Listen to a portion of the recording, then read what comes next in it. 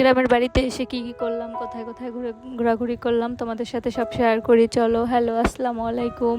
সকাল সকাল উঠে চা আর বিস্কুট খেয়ে নিলাম। তারপরে আমাদের পুকুরে মাছ ধরতে ছিল, আমি আমাদের পুকুরের পাশে বসে সেগুলো ভিডিও করতেছি কিভাবে মাছ ধরতেছে। দেন আমার ভাবি মাছগুলোকে কেটে নিচ্ছে, আমি সেগুলো ভিডিও করে নিলাম। দেন এই জায়গায় সব মাছগুলো কেটে রাখা হয়। আমার বাবা চাচারা 3 ভাই, তাই আমাদের বাসায় কোনো কিছু করা হলে সেগুলো সব 3টা ভাগ করা হয়। দেন এই সাইডে আমার আম্মা ভাগ করে নিচ্ছে, মানে আমার চাচিকেই আম্মা ডাকি। দেন আমার এইদিকে আমার কাকিরদের চুলার ভিতরে আবার অনেকগুলো কুকুরের বাচ্চা জন্ম নিয়েছে, আমি এবার সেগুলো দেখতে গেলাম। দেন দুপুরে লাঞ্চ করতেছি।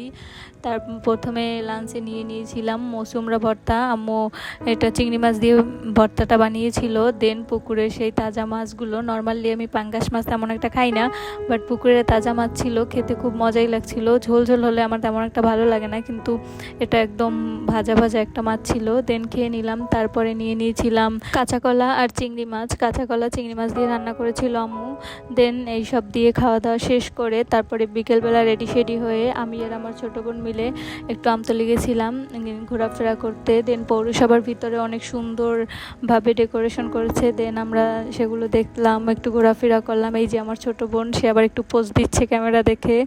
দেন আমরা এই জায়গায় ভিডিও শ্যুট করলাম, একটু ছবি তুললাম, কিছু ভিডিও বানালাম। তারপরে এই যে ফাইনালি চলে যাচ্ছি একটু খাওয়া দাওয়া করতে। একটু ঘোরাফেরা করবো আর খাওয়া দাওয়া করবো না, তা কী করে হয়। তো যেতে যেতে আমার বোন বলল চলো এই পেস্ট্রি শপটায়, এটার নাম ছিল সফট বাইট, নতুন করেছে আমতলিতে।